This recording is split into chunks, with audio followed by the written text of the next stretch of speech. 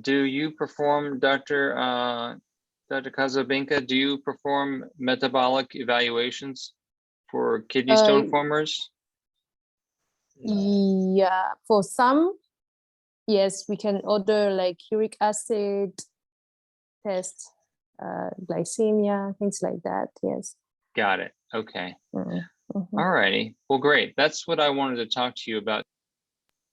I wanted to talk to you about metabolic evaluations. So let me bring up my slides here.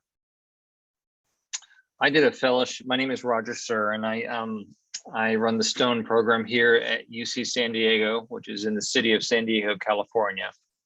I've been here for like 12 years, and I actually run the AUA course for metabolic stone management with two of my other colleagues. My teacher many years ago is Dr. Glenn Preminger, who some of you may know from Duke University. And I'm going to teach you or share with you some of the things I've learned from him many years ago. So I will use the AUA guidelines as a reference for what we're going to talk about. All patients with a newly diagnosed stone should undergo a screening evaluation. And what we mean by that is you should just take a brief history of what are they eating, what kind of medicines do they have, maybe some basic chemistries, a urine test, send it off for culture, and obviously if you have a stone, to analyze the stone. But most stones are calcium-based stones. And obviously you want some type of imaging. And the reason, or the things we were looking at for the electrolytes are Chem7, we look at uric acid and calcium also. I don't routinely draw a PTH unless the calcium is very high, or there are other reasons to suspect PTH. A high calcium on the blood test, calcium phosphate stone, or if the imaging shows evidence of nephrocalcinosis, then I will draw a PTH because maybe they have occult hyperparathyroidism, right? And if a stone is available, obviously send it off, though most of them are calcium-based, but sometimes you'll see rare stones like cysteine, uric acid, struvite, calcium phosphate stones. Again, if there's a calcium phosphate, you should think about hyperparathyroidism, but also think about other disease processes like renal tubular acidosis, medullary sponge kidney, or maybe they're on a medication they didn't tell you about, like a carbonic anhydrase inhibitor, like Diamox, or maybe they're taking a medication for migraines or seizures like Topamax or topiramate. So who deserves a full comprehensive metabolic evaluation? Who should just get simple, recommendations, drink more fluid, etc.? Well, people who have recurrent stones, they should receive a comprehensive metabolic evaluation. Also, let's say they have stone for the first time, but there's a family history. I feel like these people are very, very high risk for recurrent stones. If they have any bowel problems, history of gout, diabetes, infections, nephrocalcinosis, or they're on some weird diet. In the United States, a lot of people are trying to lose weight, and sometimes they use unusual diets. Relative indications to do a full workup would be if there's a child, if they have one stone, or if the patient says, yes, I'm very interested in understanding why I form kidney stones. Please do a comprehensive evaluation on me. These are some of the medications we should be on the lookout for. Vitamin C is a very common medication nowadays because of COVID. Some think that vitamin C is prophylactic against COVID. So I've seen several patients come in with very high doses of vitamin C, and some of them form stones, like 1,000 milligrams of vitamin C a day. And like I mentioned, topiramate is another offending drug. Cetazolamide I mentioned earlier, and you can see some of the other medications.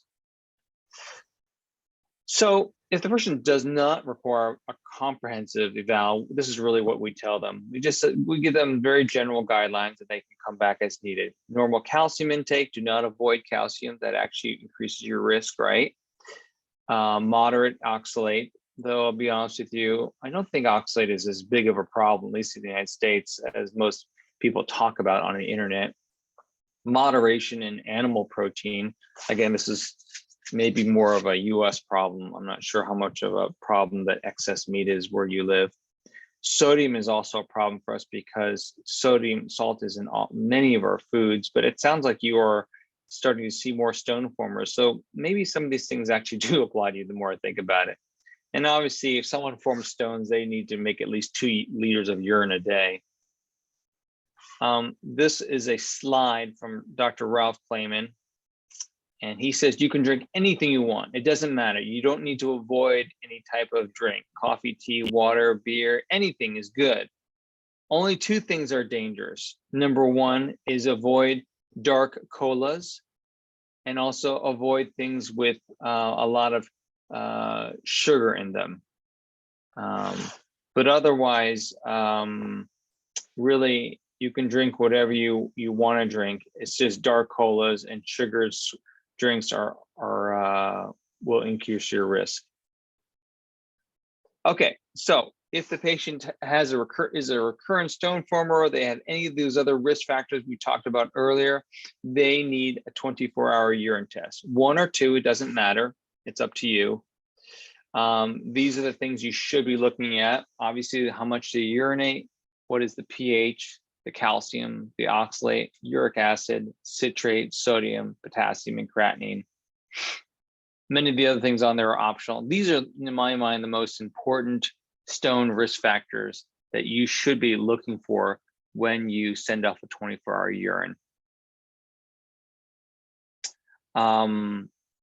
So I mentioned this earlier that one of the most common reasons that people spill calcium actually is not because of calcium in their urine, not because of calcium in their diet, but it's actually because of too much salt in their diet. There's somewhere in their diet, they're having a lot of salt. And this may be actually, I'm suspicious if this is a common problem in your country. And it would be interesting to look at your data actually. Maybe there's something publishable here. But salt traditionally has not been a problem. Has been a problem mostly in the United States because we love to put salt in our food. And then salt stimulates calcium to excrete into the urine, and it creates hypercalciuria. So we tell our patients, look for salt in your diet, especially in the restaurants or with many of the processed foods that we buy at these stores. They have a lot of salt, and salt will lead to calcium in the urine, hypercalciuria. So here's a patient who he's let's see, I can't see my screen. Let me move this. Okay, a 49-year-old man. This is the second time he's had shockwave lithotripsy for kidney stones. He makes calcium oxalate stones, and this is his 24-hour urine. He makes a lot of urine, 2.5 liters a day. His pH is fine at 6. Calcium is very high, so he's got hypercalciuria. Normal calcium should be less than 200. His oxalate is fine. His citrate is fine also, but his sodium is high, 299, and uric acid is fine. So this is the classic problem. What we see here is that there's a lot of sodium being spilled, and this stimulates hypercalciuria. The kidney releases calcium when it sees sodium. So the treatment should consist of telling him to find where is that sodium in your diet. And again, I think this is probably a common problem if you're having more stone formers in your country. Another thing that we tell them, the guidelines, AUA guidelines, says to limit the amount of oxalate-rich foods and maintain normal calcium. We know that if you avoid calcium, you will paradoxically increase your risk of stone formation because the calcium has a physiologic role in that it binds oxalate in the gut. So here's a 31-year-old man. He recently spontaneously passed a calcium oxalate stone. He is a vegetarian.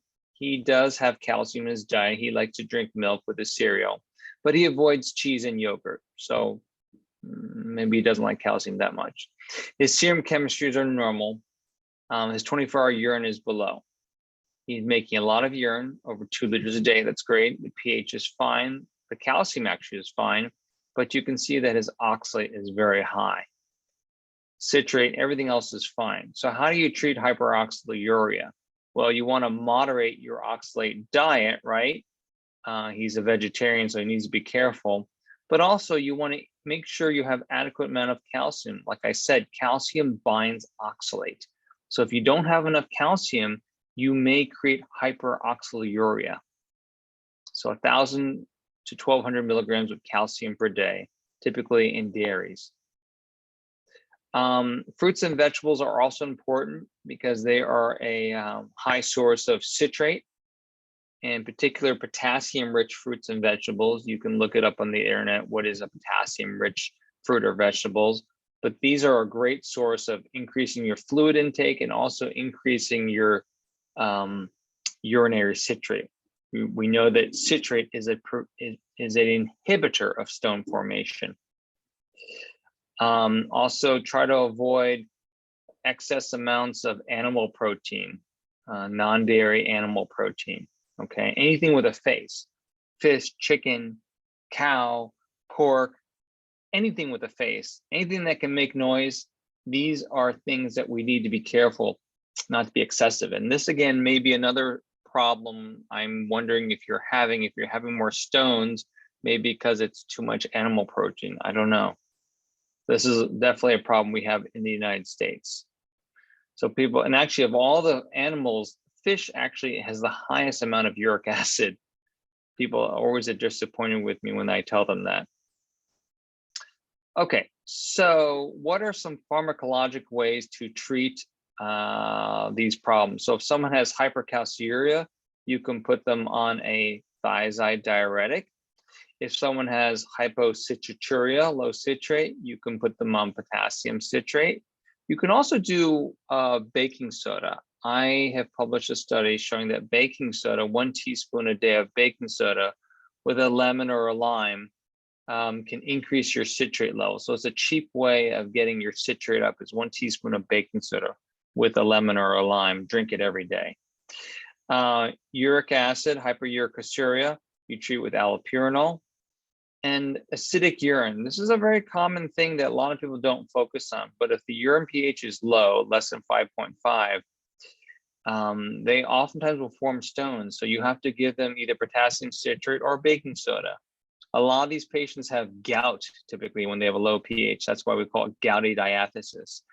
So, but you don't have to have gout to form stones. If your pH is low, you will form stones. You have to offset it by alkalinizing your urine with potassium citrate or baking soda. So let's look at this patient. A 36-year-old woman has passed 3 stones in the past year. She has normal calcium in her blood, normal creatinine, and normal PTH. The 24-hour urine shows she's very dehydrated. She doesn't make enough urine. She needs to drink more fluid, right? pH is fine. The calcium is high. Let's look at the sodium. The sodium is okay. So it's not the sodium causing the calcium. Why is her calcium so high and how do we treat that? Oxalate is fine, citrate is fine, uric acid is fine. Well, I don't have an explanation as to why unless there's something in her diet, okay? So assuming she's not taking a lot of calcium or too much dairy products, the treatment at that point is a thiazide diuretic. Thiazide diuretics will decrease hypercalciuria. Keep in mind that thiazide diuretics are associated with side effects. It can lower your potassium and lead to hypokalemia. It can also lower the citrate in your urine. So sometimes we have to supplement thiazide diuretics with potassium citrate or baking soda, like I mentioned. Hypocitraturia, like I said, potassium citrate. Here's a 35-year-old man with hypercalciuria. He continues to make stones despite being on a diuretic of 50 milligrams a day. The 24-hour urine shows he makes good urine. His pH is fine. His calcium is fine. So his hypercalciuria is controlled. His oxalate is 35, but look, his citrate is low. Why is that? Remember, I told you that diuretics can create hypocitraturia. So sometimes you put them on this medication, you fix the calcium problem, but you then create another problem. So you have to supplement this patient with citrate. Okay, so you start them on potassium citrate and that fixes their problem. So they're going to be now on a diuretic as well as potassium citrate. How about hyperuricasuria? Let's say you control their diet. There's not a lot of animal protein in their diet. They're still spilling a lot of uric acid in their urine. Well, you want to add allopurinol. And like I said, for low urine pH, you add baking soda or potassium citrate. Here's a 55-year-old man. He had recently undergone ureteroscopy for a radiolucent stone. So you're already thinking uric acid stone, right? Because it's radiolucent. And on the 24-hour urine study after surgery, it shows that he's dehydrated. He's not making enough urine and his pH is low. Everything else is normal. This is a classic picture for uric acid stones. When the pH is low, less than 5.5, oftentimes uric acid stones will form. And the only way to prevent uric acid stones is you have to raise the pH to like 6. And again, like I said, you can start them on potassium citrate, use baking soda with a lime or a lemon. Those are different ways to increase the pH. And once you raise the pH to the high 6 range, they will no longer form kidney stones. Potassium citrate. Okay, let's look at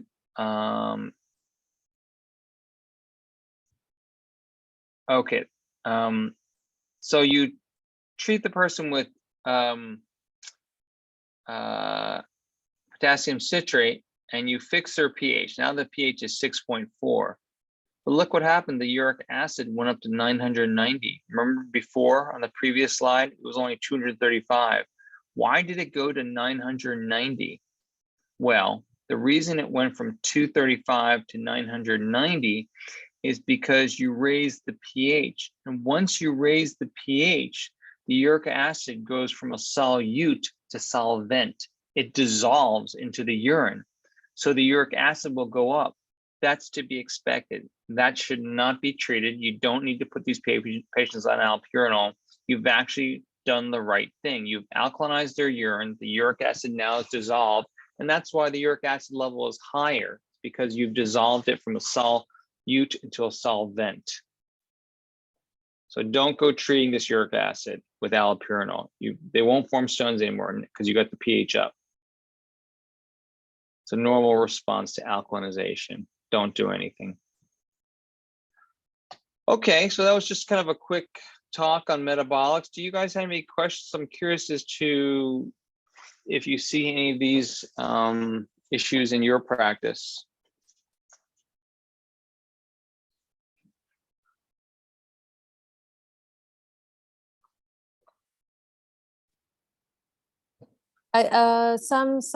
Some chemical investigations are not available here. We can definitely have the pH done. The urine pH can easily be done, but the other elements like citrate, sodium, not regularly. Some hospitals don't offer that, especially the public hospitals. They can offer you the pH analysis, but that's it. So no citrate. You said yes. pH can be checked? Yeah, pH can be checked. How about calcium in the urine? If we send in private hospitals lab, maybe they can do that. Which means these kind of tests for me would be, I would easily request this on the patients who are forming the stones for a second time, like not the first time stone formers. Yes. Yeah. That's when you would do a deep investigation like that. So you can do the calcium, pH, no citrate. How about uric acid in the urine? Can you measure that? Uric acid in the urine, no. No. We definitely we will do it in the blood, but not in the urine. Yeah. Not in the urine. Yeah. Got it. Okay. Mm. Yeah. How about oxalate?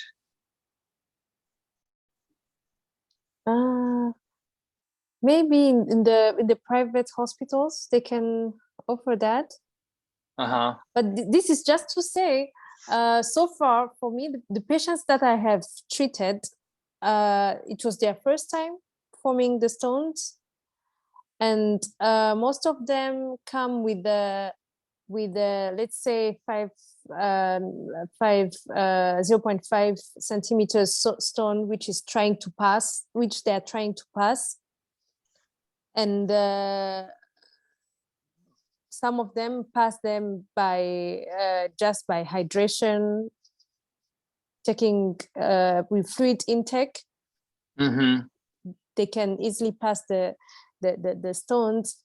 So what I'm saying is, if that patient, the same patient, comes back for the second time, then you can try and dig deeper, request those tests that you do, but we don't usually do it at the first time.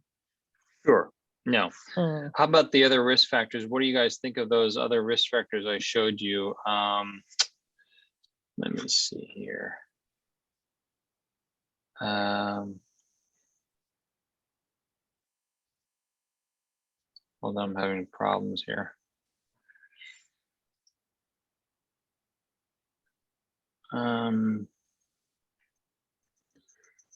These risk factors,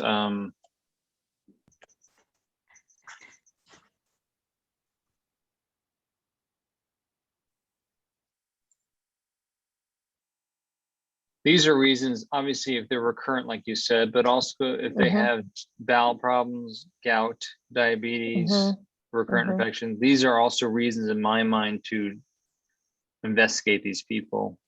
So something to think about. Yeah.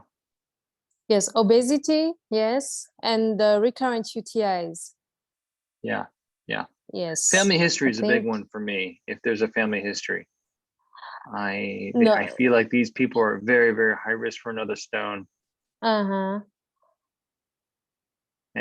so there's something to think about. So far, I've never had a patient who is forming a stone, and let's say a family member had also that disease before. None. Got it. Yes. Interesting. It's stones, renal stones are not really common. I think we are experiencing these diseases, like they are starting to come up now, especially due to the diet.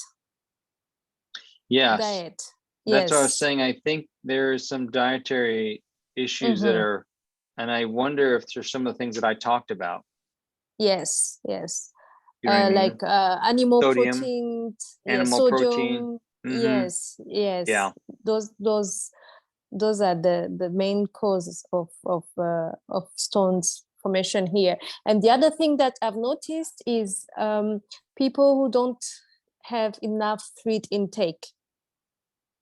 And surprisingly, I realized, like, this past because we just finished the hot season. It was in that period that I received many patients who had stone disease. And So what people type of who don't, stones? What type of stones do they make? unfortunately, I cannot tell because we do not do stone analysis. Ah, interesting. Yes. Okay. We do not do stone analysis. Yes. And most of these patients will pass the stones at home, and they will just come back for follow up after they have passed the stone. Yeah, but most of them have realized that they don't take enough fluids. Some of them will tell you they take like 1 liter per day or 500 mLs per day for like water. Yeah, so low fluid intake was also one of the cause of stone formation that I've noticed so far. Yeah. Okay. Well, great. Do you guys have any questions for me? Sorry, Any questions you have for me? just a question. Yes. Yeah, as says Ms. Galina, here in our country with stone disease, we regret we have many problems for to treat for management of stone disease. We can't do any stone analysis. We can do. We don't know the management we have. We haven't many material. We haven't material, good material to treat this one. So my question is, what can you suggest us? As we can't do stone analysis to prevent a recidivate of stone diseases. Say that again. What was your question? What can you suggest us for our country? Who, where we can't use the stone analysis. Oh, how can we get stone analysis? Yeah. Yes. I don't know. That's a laboratory test that's done by, certain labs. I mean, sometimes you can look at underneath the microscope, you can see pictures of certain type of stones. For example, I show you here. Let me show you a picture here. Give me a second here. Like the calcium oxalate stones have a very classic look to them. And so do other stones.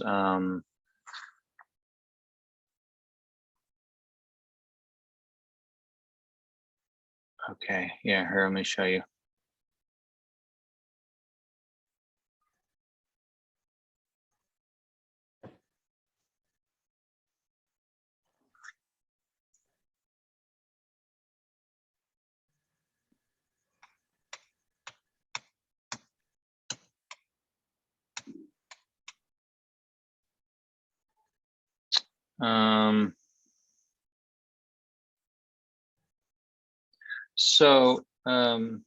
Okay. Calcium oxalate stones, they look like this under the microscope. You can see them. Calcium monoxide monohydrate look like these dumbbells. See like this kind of look here, this hourglass appearance, like a bone or something. But these are classic appearances. And this is a very common stone, the calcium oxalate dihydrate. And uric acid has this appearance. Struvite has this, they say it looks like a coffin. When someone dies, it looks like the coffin. So you can look under the microscope and identify stones by yourself in theory. And I would imagine you probably very often would see this one. It looks like a diamond, calcium oxalate dihydrate, And do you think there is any let's say for patients who form the stones for the first time, except suggesting them to increase the fluid intake, what other prevention measures do you normally suggest to your patients? The biggest one is salt and animal protein. Cutting back the salt and cutting back animal protein. I think those are the two most important, and increasing potassium-rich fruits and vegetables. Probably the most important things you can do are those three recommendations. Okay. Right. Yeah. I think decreasing the salt, decreasing animal protein, and increasing potassium-rich fruits and vegetables. Those are the three most important things you can do. How about supplement of potassium citrate? That would be great if you have, absolutely. Mhm. Yeah, that's available here. Oh, yeah, Yeah, yeah. yeah, that's Yeah. available That or here. baking soda works very powerful. Yeah, baking soda as well. Yeah, I am here to show you this article that I published on baking soda. It was very useful when potassium citrate is not available, particularly because a lot of patients don't like potassium citrate. It's a big pill, you know. Mm-hmm. So let me show you this.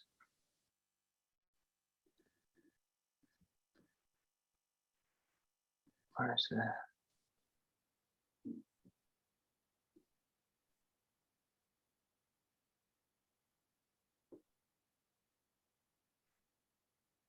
I don't know why I can't find my Zoom here.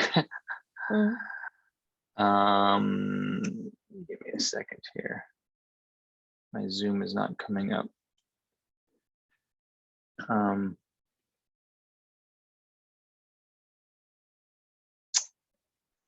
trying to show you something and it's not. I don't understand why. Oh, here it is. Hold on. Okay, so this article here.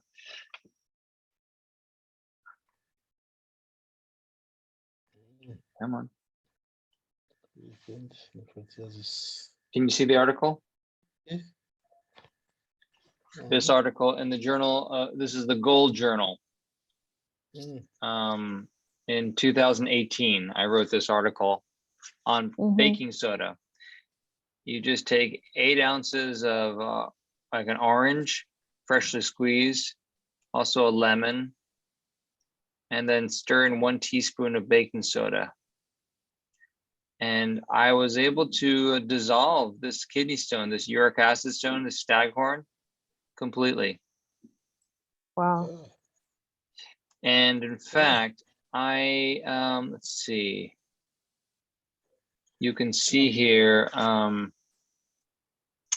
the citrates. Here's the first patient A. This patient here had a pH of 5.1. I raised their pH to 6.9. Patient B, they had a pH of 5.1. I raised it to 6.2. Patient C, a pH of 5.2, I raised it to 6.2. I also able to increase their citrate. Look at their citrates, 33 to 500, 200 to 600, 800 to over 1,000. So baking soda is very useful. It's cheap and it works. If they do not want potassium citrate. So you say it's one teaspoon of baking soda? Yes, 1 teaspoon. Here it is. The recipe is this: 1 teaspoon of baking soda with a lemon and orange. Okay. At what, like once a day? Once a day. Once a day. Okay. And how long does he take that? Oh, forever. Okay, I mean, after how long did you do a test to check like a month later. A month later. A month later. Okay. Yeah, baking soda is cheap. What kind of a journal? What's that? The paper is in which I can send it to you. I will send it to you. Okay, I'll send you a copy. If you give me your email through Ashley, can you give me their emails and I'll send it to them? Or just send it to all of us. Yes. Yes, no problem. Yeah. Also, if possible, can you send me or send us the all presentation? Yes, no problem. The PowerPoint. Yeah, no problem. Yeah. Okay. Any other questions you guys can think of? Oh.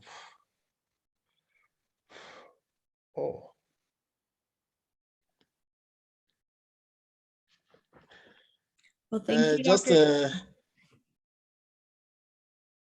yeah. I didn't mean to interrupt. Go ahead, Dr. Shabani. Yeah, yes, I just to ask Professor, in his experience, what size, the big size of stones did you treat? Me, biggest stones? Oh, complete staghorns bilaterally. It's Ooh. very common for me to see them a lot, but I treat them percutaneously. Okay. So, awesome. Yeah, we do a lot of percutaneous surgery. Mhm. Okay. Yeah, very common.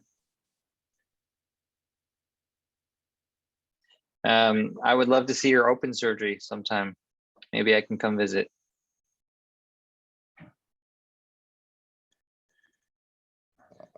Okay. Well, thank Did you do you think that because here in our country the management of stone disease, we use also we use the open surgery. Mhm. Did the open surgery can be the factor of the recidivity of the recurrence of stone disease? Can be what again? I'm sorry. Did the open surgery Yes. can be the factor, the risk, the risk to have a recidivity of stone disease? Yes, I think open surgery, the problem is the risk of residual stone fragments. You know, that is the problem, right? Mhm. So the hope in my mind is that the percutaneous is maybe more effective. Maybe.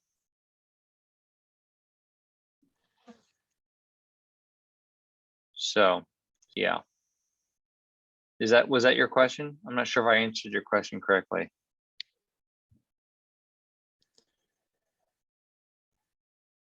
So I asked that. I'm sorry, I'm very, very bad in English.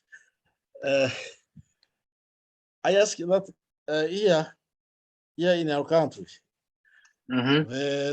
the treatment of stone disease Yes.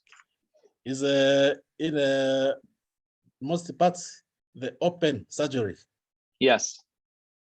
because we haven't the No ureteroscopy. scope.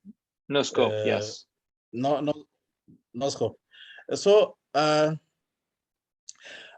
think I ask that if the open surgery can be the risk of a recurrence of stone disease, The risk of what again for stone disease? the risk of to have again more time. Yes. Yes, for sure. I think it's a higher risk. Open surgery is a higher risk. Yes, for sure. Because with the scope, we can look all around and see. So I think the risk of leaving stones behind is lower. You know? Mm. Yeah. Okay. So Okay. but maybe I can visit and bring some equipment and do some cases. That would be fun. Yeah, definitely. Ashley can set that up for us. Ashley, we count on you to set up this. I will try my best. Okay, Yeah. well, thank you, Dr. Sir, for your time, and thank you, Galina, for organizing this. Thank you very much. Thank you. Yeah, no problem. Okay, guys, we'll talk to you Thank later. you. Okay, Yeah. bye-bye. Thank you very much. Bye-bye. Thank you. Bye. Bye-bye. Bye.